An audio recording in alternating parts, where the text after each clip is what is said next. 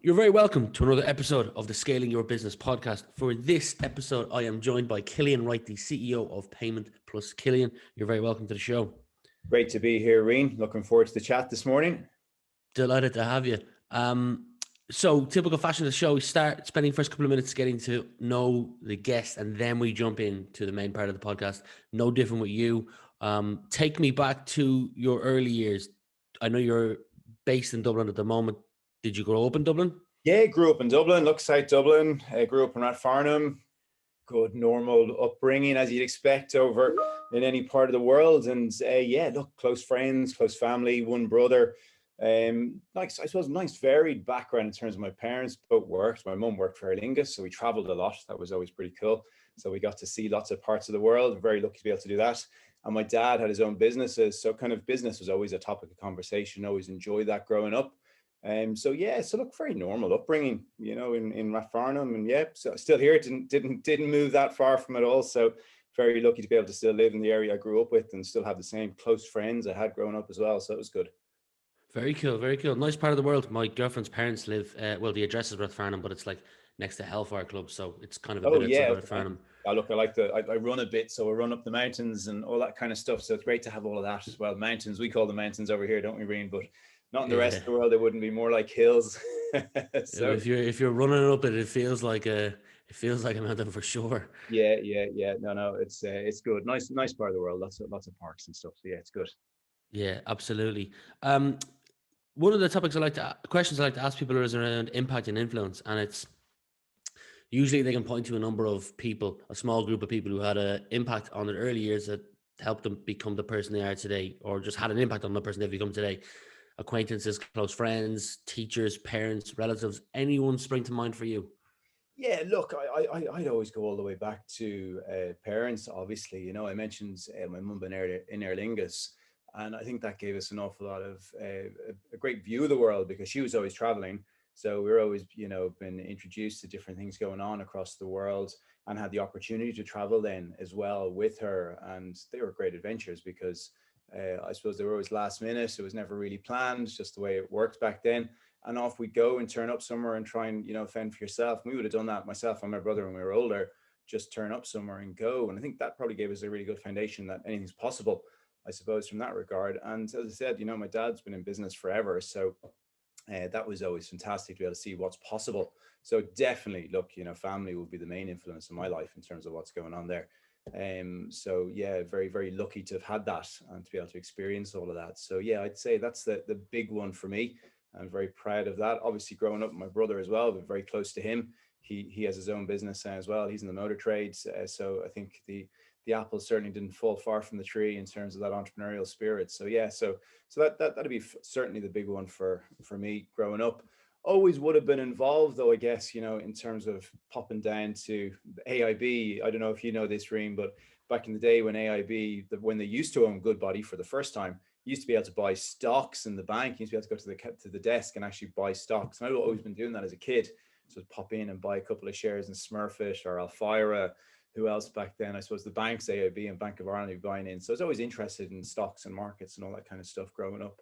And before I really would have had money, it would have been pocket money putting it into those. So that was great. And geez, that's something I hope the banks can do again with the new ownerships, is allow kids get back in and start investing in it that way. And obviously things like Revolut and stuff have changed all that. So hopefully there's a new number of people coming through and it's accessible again in terms of trading and stuff like that. It's a bit of fun. So those types of things would have been my childhood growing up. Lots of sport as well. So look, I think sport's fantastic. It kind of gives you that competitive edge, the team spirit, all those types of things.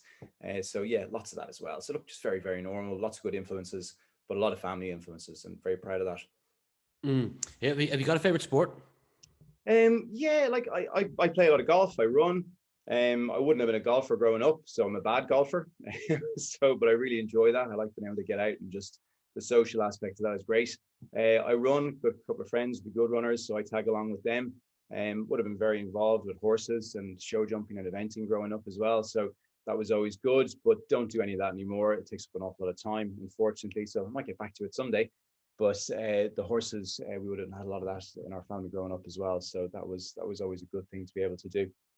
So yeah, so look, favorites now certainly golf and running, but as younger, when I was growing up, would have been the horses. I'll move on to business in 2 seconds. You said horses, and it prompted me to tell a quick story. I went to secondary school in Rotota, which is where I'm from, and Yes, the yes. school wasn't built in time, so we went to secondary school for the first 2 years on Ferris Racecourse. So like Oh, English right. class Yeah. Okay. was Okay. Yeah. Yeah. English class could have been the bar, French class could have been like one of the Yeah. private suites, but PE was always running a lap of the race course. Of the race course. Yeah. Keep you Yeah, fit. Yeah. That's a for long sure. track. Yeah. So Tattersalls across the road, we would have been Mm, eventing over there. And we would have kept the horses up and trimmed there actually. So not a million miles from Rathout growing up. So yeah, that was so yeah, lots of stuff going on always and with that. You always travel. So that was the thing with the horses, getting up really early in the morning. And as a teenager, that wasn't fun because that was your Friday night gone to get up at 4 or 5 o'clock in the morning on a Saturday to go travel for the weekend or whatever. But look, it was good. It was good. So mm. Well, let's rewind the clock to 2001. You were at DataBank Systems in a sales support role for 2 years. So, and we're going to work our way through your career to get to CEO of PaymentPlus today, but we're yeah, going to yeah. start at 2001. So, from that role, in just over 2 years as a sales support role, did you take any, like, what were your key lessons that you took from your time at DataBank? Any skills you improved, art of asking questions, building rapport, communication skills? Yeah, look, so DataBank would have been my dad's business. So he sold that in 2003 to Ingenico, and that's how I actually ended up working in Ingenico. So I came out of college. Look, I'm not the most studious person in the world, so I dropped out of college in second year.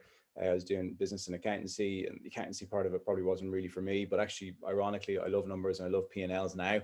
So it probably just took an extra number of years for all of that to kind of come to the fore. But back in 2001, I was just working sales support. Back then it was making lots of phone calls, trying to figure out who your customers were, trying to generate leads. It was very much getting in the car and going to see people, building proposals. That was fun, and look, remember back then it was just not as connected as it is now. And it's funny to think it was only 2001, but the difference doing business back then and now, it was very much kind of picking up the phone, understanding who your customers are, building up your lead lists and building up proposals and trying to build projects sometimes with businesses, convince them to do something. So that was very formative, very, very good. Obviously I'd worked there a long time because of summer holidays and working there in the business and whatever, as I was growing up, which was great. So I would have known everybody. And so that made it a little bit easier. And then obviously that business was sold in 2003, and that's how I moved into Ingenico. So I kind of got sold with the kitchen sink, so to speak. So off I went in there, and Genico was a real learning curve for me because suddenly that was a multinational, and I was just an employee of a very, very large business, a great business of an awful lot of time for the Ingenico business. It was very, very good to me. I really enjoyed working there for the number of years. I left that in 2013. So when I was there in 2003, when they bought it, again in the junior sales role, I ended up in 2005 then, Rian, as you can see from that, moving into a GM role. Mm. So I was running the Irish business. So very quickly, I ended up running the Irish operations for Ingenico. And we had some pretty big customers over here, including AIB, bank, and so on, providing all their credit and debit cards, terminals, and the software. So I was responsible for all of that. So I would say really thrown in at the deep end back in 2005, because suddenly I had to become very organized. I had to figure out, what is a budget? What are the P&Ls? How does all of this work? I was in my early 20s. So yeah, a lot of support from that business, a lot of trust in me, which it's probably unlikely to get those things again these days. But I think back then there was very much a sense that I think that person can do the job. Let's support them to do it. I'm not sure that's the way the world works anymore. So I was very lucky to get that opportunity back then, in terms of just being able to take a. They had an awful lot of faith in me, I think, for my age, and it worked out quite successfully. So delighted with that, obviously back then, and been in my early 20s. So from there, back probably about 2008. I moved into a group role within Genico. So I moved over to a role based out of Paris, which was their head office. And I was very lucky to be part of the business as it was really growing internationally and globally. So I ended up taking on a couple of roles around global business development, partnership development, getting to work with amazing businesses like PayPal and Visa Amex, like the biggest companies in the world in terms of payments, and some of the biggest companies in the world. But in terms of the payment ecosystem, they would certainly be the leaders. So just getting to explore new things. And I remember, getting to go to places like San Francisco for the first time and going into the Google offices before Google was as big here nearly, and been able to walk around their campuses and just seeing the difference between how that was working over there and what was happening here. So again, that was a very exciting time back then, been able to move into those kind of global business development roles. And look, I'm a salesperson through and through. That's where I've grown up. That's where I've formed an awful lot of my experience. And I really love seeing people, that human to human interaction. Zoom and all that is fantastic, but it'd be great to be doing this in person in a room as well, Sure. Rian. And I think there's an awful lot to be had for that. So I always enjoyed that part of my role, being able to go abroad. And that goes back to my childhood as well, being able to jump in a plane, turn up somewhere and go and meet someone. I was very, very happy doing that always. So I like traveling. So yeah, that was Well, very much it. you were in like a sales role in your father's business, Data Bank, and then in Genico, you said you started out in a GM role and worked into different roles. I'm assuming some of them management-led roles. Yeah. And there was a lot of success there in your early years. Can you pinpoint one or two things that you felt you did well that contributed to the growth of that company? And if so, what are they? Yeah, look, so yeah, my roles were varied. Like some of them were pure business developments, and that was trying to just take new ideas and sell them out. I was working on mobile wallets before Apple Pay and Google Pay became the common, in terms of how would we do this? How would we roll it out internationally with Google, with Apple? And they'd very clear strategies, but back then it wasn't very clear in terms of how you would accept them on the card terminals and what else you could do with them. And I was trying to figure out things like that from a commercial aspect. So, they would have been very exciting and huge international projects which you were working on. The second area, I suppose, in terms of, what I've been very proud of is the rollout in the early stages of all the chip and pin. So chip and pin in the Irish market only really started in 2004. And so that was moving from the magstripe card to the pin based smart card. And all of that would have started with some of the contracts which my dad's business would have secured back in 2002, 2003, and getting the first devices out with AIB Bank in those years. So that was very exciting. Moving back before that, even back into my dad's business in the 90s, they would have been doing the mobile phone top up for Unpust and the terminals that supported all of that. And I remember being part of the presentation teams going into Vodafone and, working there pretty much part-time summer, but still been getting the chance to go in and set up the kit, do the demos, and all that was very exciting. So it's been so varied in terms of those experiences, Rian. I wouldn't be able to put my finger on one thing, but certainly Yeah. the exciting things around the mobile wallets, chip and pin, and even going back earlier to things like mobile phone top up. It was all very new and very exciting. So yeah, so good times. If we can, and I'm more than happy to take this part out, briefly touch on your role in co-founding the From Me to You gift card. One, if you want to, if you're happy to talk about it, can Yeah, you yeah. give the listeners the 30-second elevator commercial? And then two, Yeah. how did it come about? Yeah, so what I'll do, Rian, I'll start on Payment Plus because that's before that. Okay, so Yeah, okay. Payment Plus is 2013. So I'll jump into that now. And if you want to move into that, and then I'll get into Sure, 2015. that was my next question anyway. Move straight into Payment Plus anyway. Yeah, yeah. So go for it. And I'll, Okay, so today you are the CEO of Payment Plus. Rather than me give the 30-second commercial, you'll do a much better job at it. So I'll hand the mic to you. yeah, great. So look, in 2013, I moved over to Payment Plus, and that was on the back of some conversations myself and my dad had back in 2011. So I was doing really well in Ingenico, as we've just gone through. But I was living out of a suitcase and I was traveling all the time, and I love travel, but I was kind of thinking longer term. And my dad was happy to have a look at another business, so he went off and set up Payment Plus, and he got the first 80 customers up and running. He figured out there was money to be made in this, so in 2013 I handed in my notice and moved over to Payment Plus July. So in 2013, the 4th of July, actually, Independence Day, so very apt as well for that move back over to Payment Plus. So in 2013, with Payment Plus. That was in its infancy. It was only myself, John, and one other person working in the business. And today, that business now is 30 people. We process 1.25 billion of card payments a year.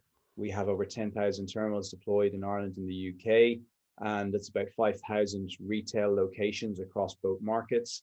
And we're growing substantially year on year. So it's been very, very exciting, Rian. We are in pharmacies, we're in motor garages. It's the credit card terminals that you tap to pay. That's what we provide, and the account which process the payments. So we very much pride ourselves in the service we provide, number one. But secondly, it's cost. So we are a much lower cost model to the traditional banks, and it's all around service though. So we will provide a better service. We've got a fantastic team, and that's the reason Payment Plus is successful. There's a team of 30 people in there, and the success is built on their successes and how they've approached the business. So super proud of that. So Payment Plus is a fantastic business. It's growing in Ireland and the UK. Also during that time though, in 2015, myself and David Fitzsimons from Retail Excellence, he was previously with Retail Excellence, previously CEO of Retail Excellence, set up and founded the Me2You gift card. So Payment Plus and Retail Excellence and David, we all agreed to set this up.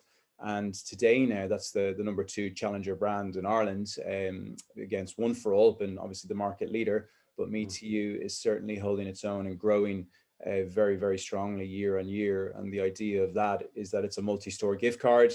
It can be used in places like Tesco. It can be used in Brown Thomas and Arnott. It's got a wide variety of outlets which you're able to use that within. And again, that business is doing very well, led by our MD up there, John Wall, who I've known for a long time. He's been in payments for a long time as well. So again, that team up there is doing a fantastic job with that product.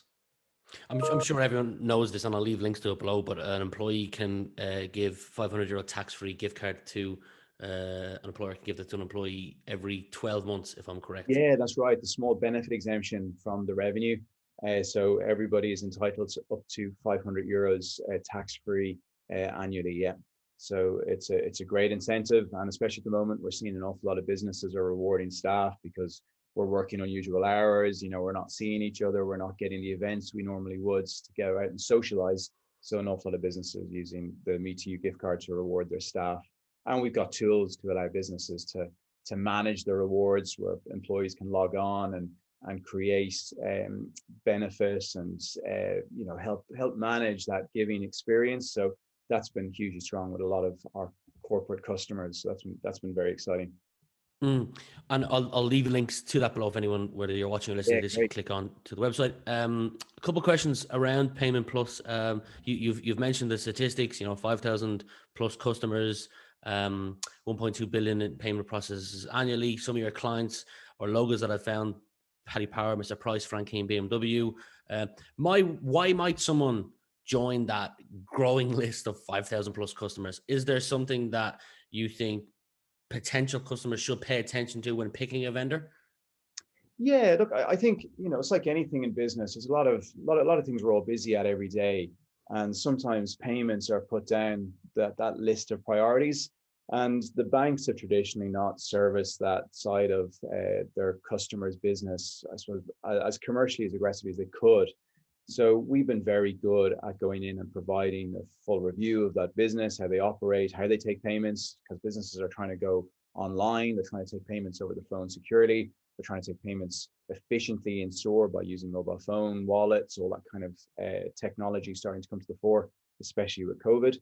So so I think businesses generally were able to go in and show them that there's a huge amount of savings because they've been underserviced, but also in terms of the support and the quality of the service which they provide. There's no one else in the market like us that can provide that, and that's allowed us to win business, like you mentioned with Frank Keen or Paddy Power, and to retain it, Rian, most importantly. So not only do we win it, but we manage to retain it year on year. So again, that's been a fantastic, I suppose, compliment to our business, to our team, and it just shows how good it is that those customers stay with us for as long as they do. With your CEO hat on, if a young kid came up to you, just left university, you're thinking of not going to university and starting his own or her own fintech business, What potential blind spots would you say that they should pay attention to or watch out for, that if they're not careful could slow the progress or growth of the business, or perhaps even kill their business now that you've been in this world for several years? Yeah, look, every business is different. So, it's hard to give a one size fits all a bit of advice. But the thing I would say is that you need to find a team of people that you can trust and rely on, because you can't do it all yourself. You absolutely can't grow a business yourself. You need to be able to delegate. You need to be able to organize yourself to be able to decide what are the key priorities, because there's so much coming at you when you're starting a business. So what are the things that are important to the success of that business? There's obviously two trains of thought in terms of establishing a business and growing a business. Some businesses get funded and therefore they burn cash and they don't need to make money. But I'm a great believer in generating a cash positive business as early as you can, because that takes the pressure off. It might be a slower growth trajectory because you make decisions around cash generation, but it gives you a longer, stable base to grow that business. And that's the model I like. So I think there's a couple of things out there, but I think most importantly, it's team. Hire the right people. Don't be afraid to delegate. And I think that's always been a key thing for me, and haven't always got it right. But I think that's certainly the philosophy. And the second thing I like is cash generative decisions. So how are you going to generate cash and pay the bills? Because if you don't get to that point, your funders will eventually dry out. That won't always stay like that forever. You need to eventually start generating that revenue and cash. One of the topics I had a discussion with my friend over the weekend was around, because we're both business owners, and it was around the illusion of freedom. Do you have actual real freedom as a business owner, or do you have the illusion of freedom? So for you, have you got a favorite aspect of being your own boss?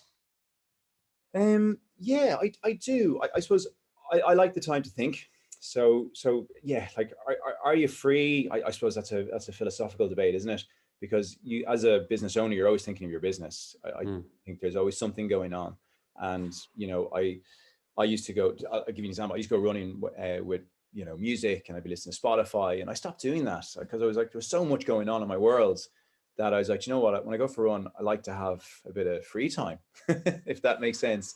And sometimes you might go for a run and just enjoy the view from the top of the Dublin Mountains, or you might go for a run and think about something you're working on in business, but you make that decision as the run is unfolding. So I think that's been something which I've really enjoyed, is the ability to take time out to think about what you want to do and the strategy. I suppose the other thing, I'm going to go back to the team. It's the team, Mm. in terms of being a business owner, it's putting together a group of people who are very good at what they do. They're generally better in some aspects of their job and their role than I am in mine, and I'm generally proud and highly complimentary of them and the successes they've had within the business. And I think that's hugely important. So I think they're the things probably I would take away in that area. In Have you got your own personal definition of what success means to you? um, like yeah, I do. I think look, as we're younger, we all want to make money, and isn't it great looking at everything else going on out in the world and all these businesses doing well, and Elon Musk is going to Mars and all that. I think once you can go home at night or wherever it is, and you're happy that you've done a good job, you're able to afford the lifestyle you live, you're not putting too much pressure on yourself. I think they'd be the big ones for me, getting time to enjoy it with my family. Because they're the years you don't get back, I guess, as kids get older and everything, in my case. So yeah, so I think it's those types of things which I'd probably look to the most. So yeah, now that you start to mature a little bit, get a little bit older, I think the family aspect of things is probably far more important. Two or three final questions for you, Cillian. Is there a skill that when you started out in your career, you can say or acknowledge that you weren't as great as you are today at, you've improved on over time? One that was critical to improve on if you wanted to thrive in business. So if I re-ask that, like, I guess what I'm trying to say is there a skill that when you started out in your career, you weren't as great at, but you've improved on over the years? Yeah, I suppose we all learn. I was probably my younger self very quick to make decisions where some things probably needed a little bit more time to consider it. Very quick to come up with an answer to something. So I think as time has gone on, that experience has grown, I guess. So you've probably seen a lot of the things coming your way, so you can have a good handle on that. So look, I think experience and time to think again would be the big ones in terms of those those questions, Reem. But I suppose if I was going to say to someone as well, in terms of the attributes, I would see most important now will be around kind of that communication piece. I think communication and setting expectations are probably two of the most important things you can do in business, no matter what size of company you work in. Because if you have a project you're working on, if you have something you're trying to do in the business, I mean, these are the things I always try to work on, is that you would very, very clearly set out what it is you're trying to do, communicate that out to everyone you're working with, get the buy-in of the business.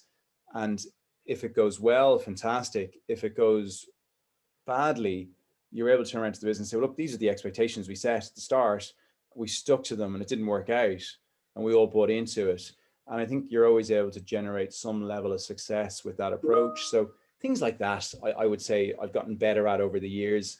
But certainly, I think not being as quick to make decisions in the early parts of my career certainly would have helped some things. Second last question for you is, if you had the final decision-making power to add a mandatory subject to the secondary school curriculum that's not on it currently, what would it be and why? Yeah, I think, life experiences are huge. As I said, look, I wasn't the most studious in my formative years growing up. So I certainly would have gained an awful lot of my knowledge from being out there doing things and experience things and learning it, and probably I would say some level of more business related real world activity. I know fourth year students get an awful lot of time to work through those things today, and to do job placements and whatever. And I think there could be more focus on that, and not just in fourth year. I think, fifth and sixth year would certainly benefit from an awful lot of that real world environment, because it's hard to know when you're that age what it is you want to do. It's very, very difficult to make that decision. So unless you've gone through that fourth year environment, you probably have no experience of that. So I would say more of that real world experience and job placement will be a very, very strong thing to see for students.